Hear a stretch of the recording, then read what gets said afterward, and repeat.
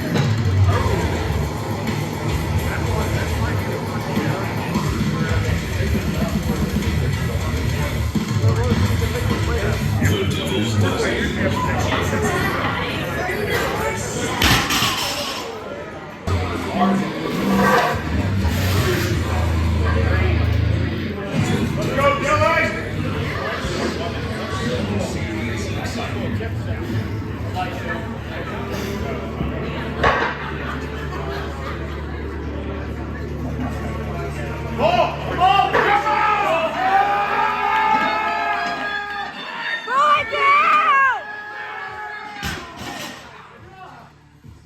Anniversary of Slayer's debut, Show No Mercy.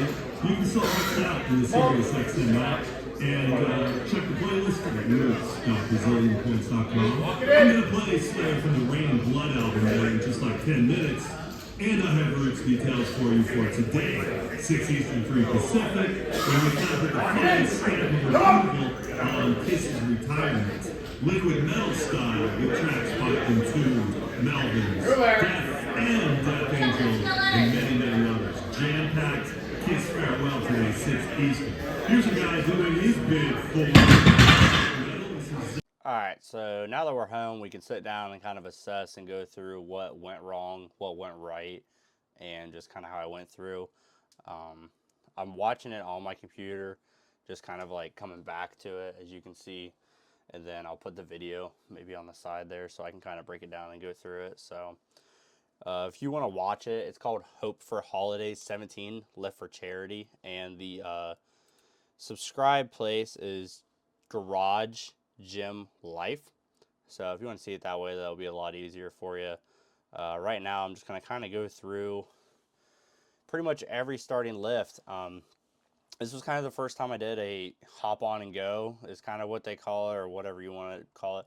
You'll basically get in at a starting weight, and then it'll move up, and then whenever you feel like you want to open, you'll hop into that weight, and it'll just go up from there. So for axle, I knew I wanted to hit that 250.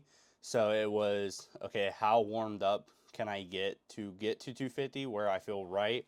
How does this axle feel? Because every axle is different. And this was my first time using a knurled axle. It felt a little thicker, but I'm not going to say it was or wasn't. I just feel like it was a little bit bigger diameter, and the knurling was a little different. But obviously no excuse for that whatsoever. It was still a good, if I would have got it, that would have been a really good PR for me. The lineup, obviously there's a bunch of different classes, but this was more of a record breaker show. So really everybody just threw in wherever. So that's where I was kind of worried, where if I made my gaps too big, I would get cold.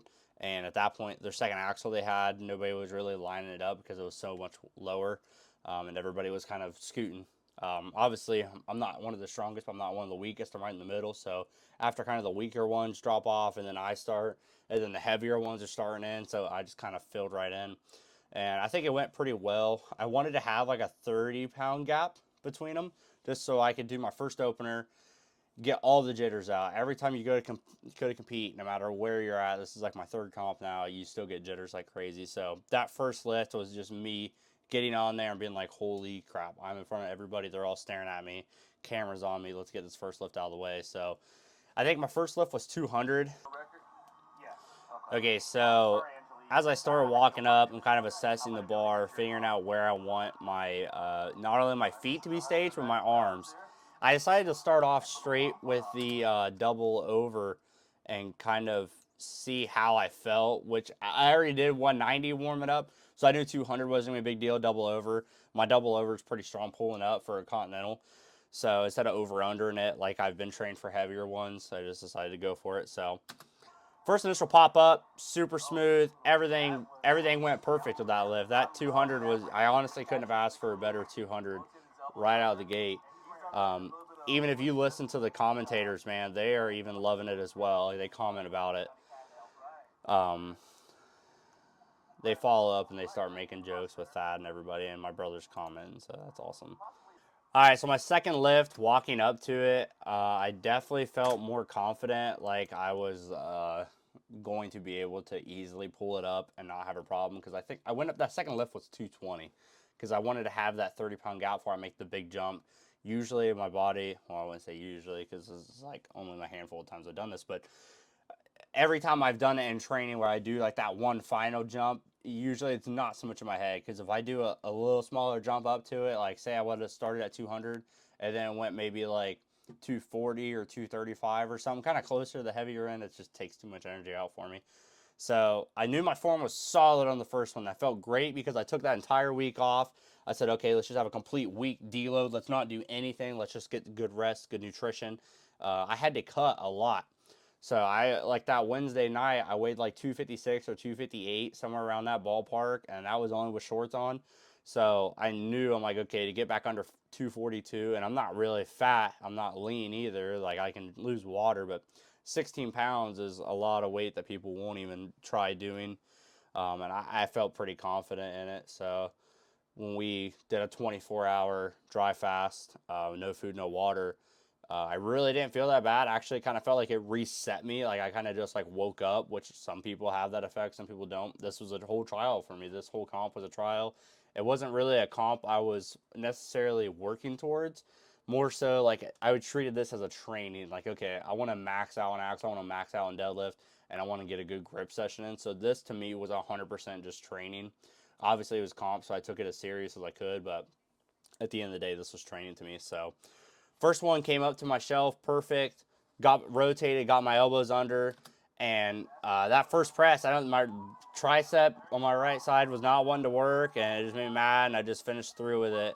Really exploded under it. So at that point, I was like, okay, what even was that? I'm just trying to assess it. Is my triceps not warmed up enough? But I felt like I was doing good off the first one, so that kind of was in my head going into this third lift, where I'm like, okay, I might actually not get it, which a lot of people now are gonna watch this and be like, dude, you're stupid for that, but that's how it was. All right, so now we're up to the big 2.5. That was my kind of goal weight. I think the most I've ever done is 235. So yeah, I probably could have done like 240 or 245. I took my 5 to 10 pound PR, but man, I keep getting so close in this 250. I'm like, bro, I just want this 250.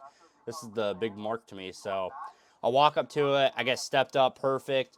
Over under grip, pull it right up. I have no problem on that part. It rolls forward a little bit, no big deal. Make sure my hands are set.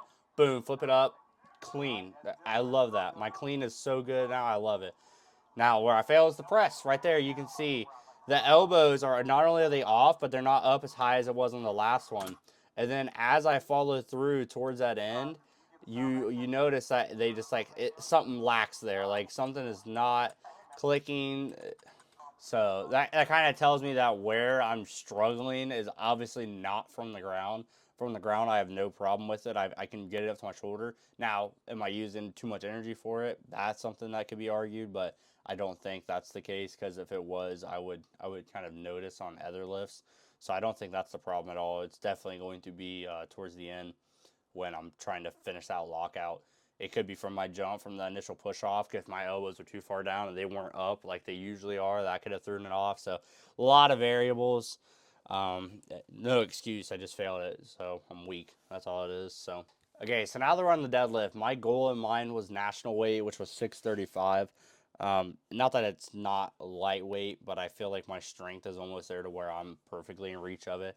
I believe the most I pulled like free weight was 605, so that would have been like a 30-pound PR, sure. But I mean, I'm sure if I would drop another 15 pounds, I'm sure I would get it. This is just me being just, I want this number. This is how I've been the past couple months. And I guess there's a reason for it. Like, my whole goal is to go into nationals as an underdog, and I don't want to fail a single event. I at least want to get one rep. Being 22 natural is still new into the game, less than 2 years of strongman. I don't expect to win nationals, but I do expect to give my best effort and at least show that I was making myself known. So I decided to do this where I don't know how my body would react. So I'm like, do I want to do 2 deadlifts and then go up to it?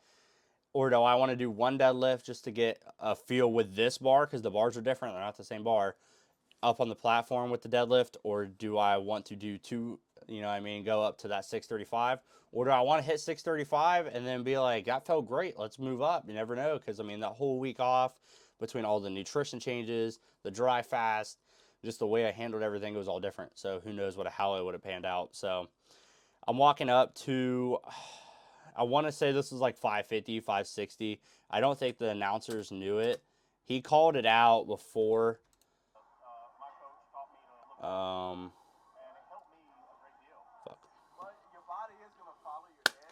So I'm kind of getting set up in the suit here, and I'm walking up to the bar, making it just as if I was at home deadlifting. I get my feet set up. I see where I want them. I strap in with the straps I've been using the past 4 months. Everything feels great. I walk it in. I try to be patient as I can. Looks of it now. I kind of rushed it a little bit, but it was a weight I knew I would get. And I keep running into this problem where the bar will get stuck on my thighs.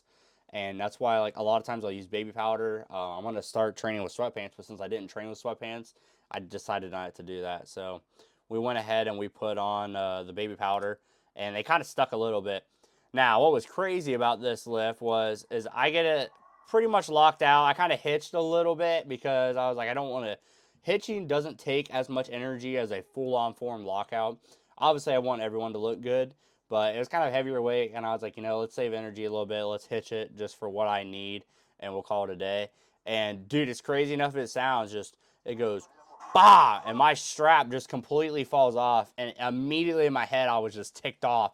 You could see me point at the ground. I'm like this, like, bro, come on. Like, it made me so mad. So that got into my head. I couldn't use the straps after that. So now I'm like, well, now what do I use? I don't want to rely on one pair of straps. I don't want to get up there with one pair of straps. And if I use my Redcon ones that are just a single loop and I can't catch my breath under it, or if I use figure eights where I don't feel the bar as much, if that makes sense. Like, I actually like holding on to the bar a little bit and knowing that my hands are moving, where figure eights, I don't have like the really small ones where your hands stay to it. That was another problem with figure eights, is I don't like that your hand stays to it.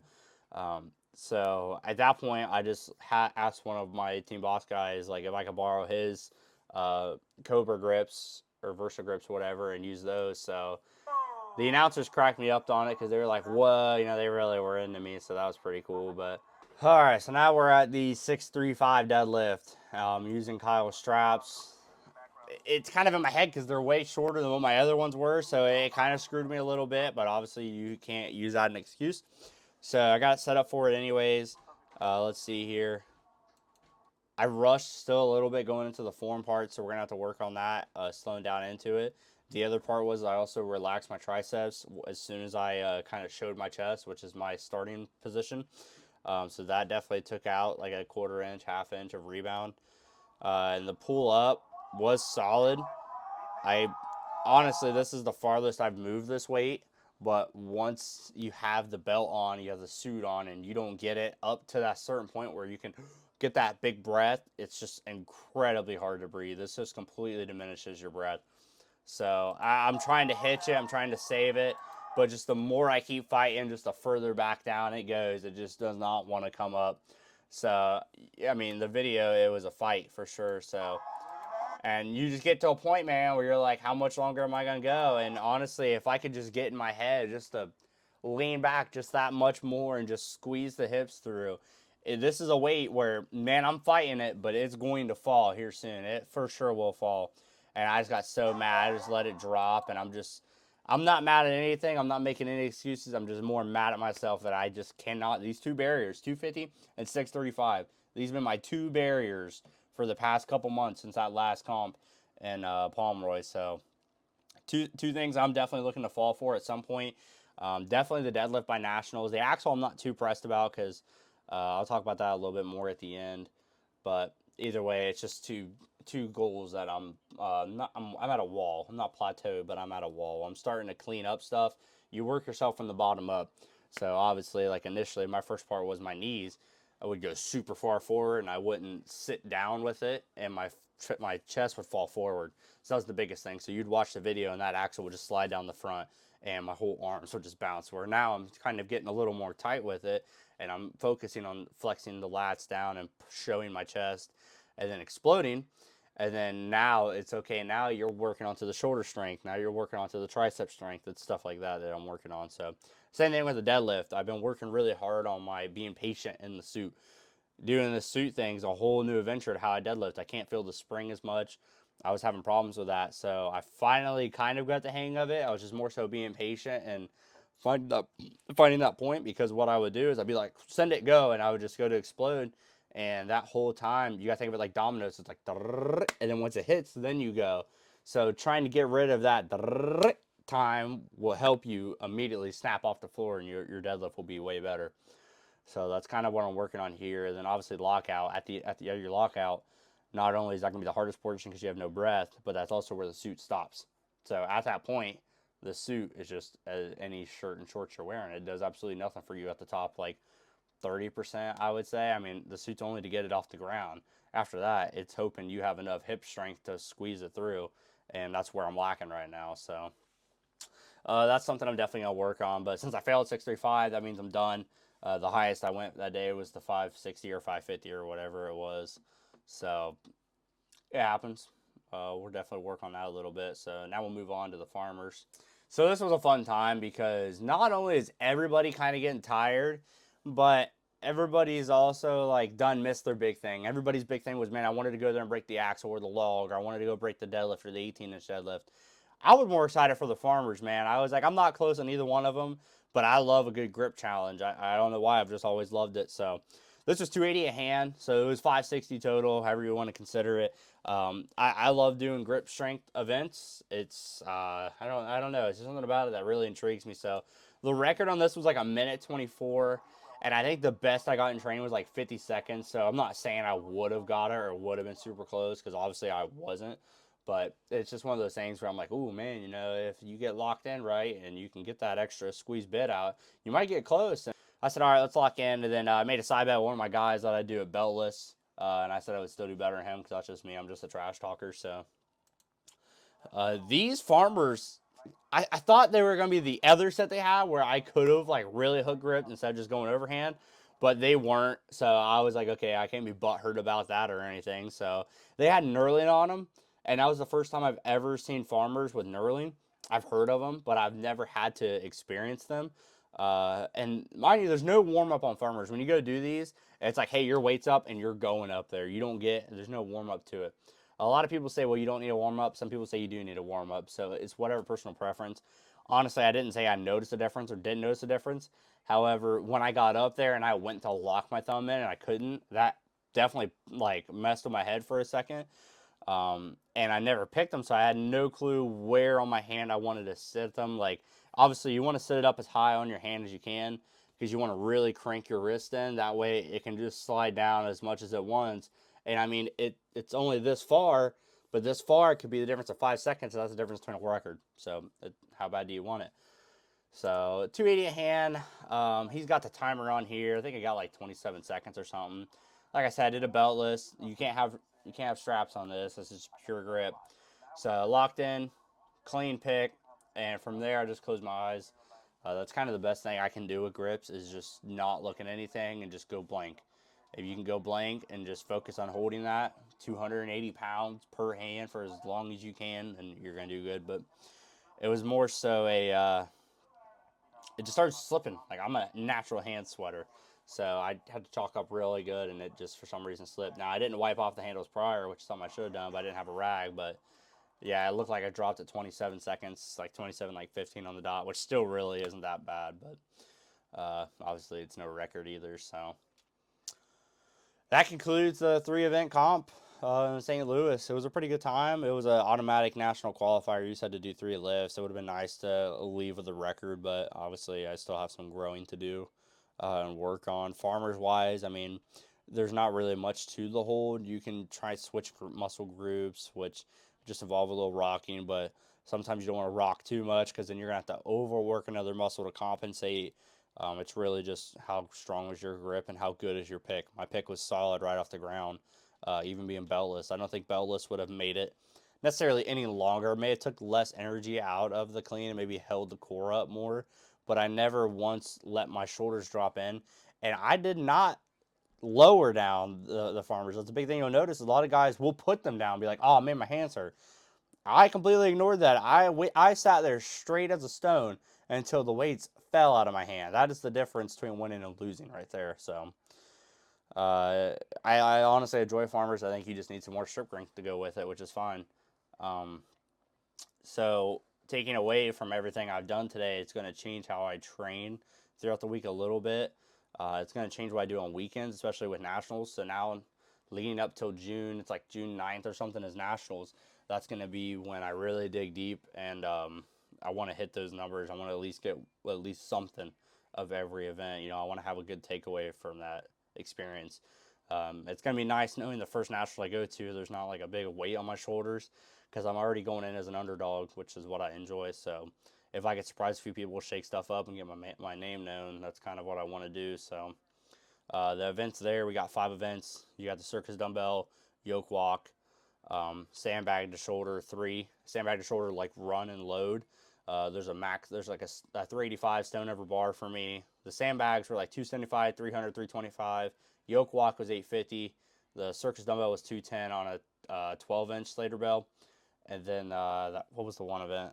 Oh, it was deadlift, 635 deadlift. So that's kind of what we're going to be working towards here soon. For the next few months, I'm probably going to like lower the intensity on certain things and increase the rep range just a little bit, not a lot, but definitely not as much maxing out in anything for a while. Maybe once every 2 months, like do a whole max like routine.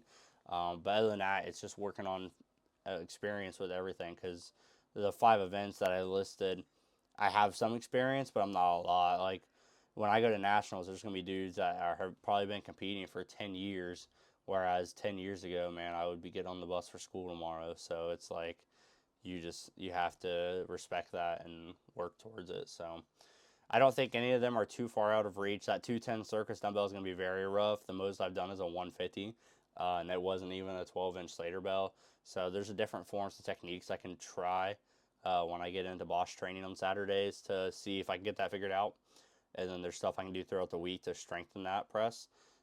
For deadlift, obviously, it's like figuring it out. I might try a different suit, maybe see if I don't think the suit's the problem at all, but maybe if there's some adjustment that can be made because I had it altered in the back because it doesn't fit me up top, but it fits me down bottom, if that makes sense. So maybe switching to a suit that is like custom tailored to my body will help. The yoke walk, I've already walked with this weight, but I didn't make it very far because that's still 850 pounds, and I was very not unstable, but I was worried consciously because I was going into a comp. So I said, okay, let's not kill ourselves here. So when I'm ready to kill myself, that's definitely what I'm going to do. And then the sandbags, I know I can do the 250, 275. The 300 will be a push because, I mean, you have to walk, I think it's 15 feet, throw it over, come back. So it's a contest, man. You're there to challenge yourself, and it's nationals. It's not going to be some light show you get to go at in some small town where you can just beat on everybody. So definitely going to be a push for that. And then that stone is going to be the final one where I pulled a 330 really easy, and that's 330, 385 is a jump, but I have, 7 months. Who knows what can happen in that growth span of what I learn and techniques I can improve on, and strength, obviously. Strength comes with time, so. That is all I got. Takeaway was a pretty good experience. I had a good time. Obviously, you don't get no like first place trophy or anything. I didn't walk home with a record, but it was a good experience I can mark down and work on what I need to work on from there. So, thanks for watching.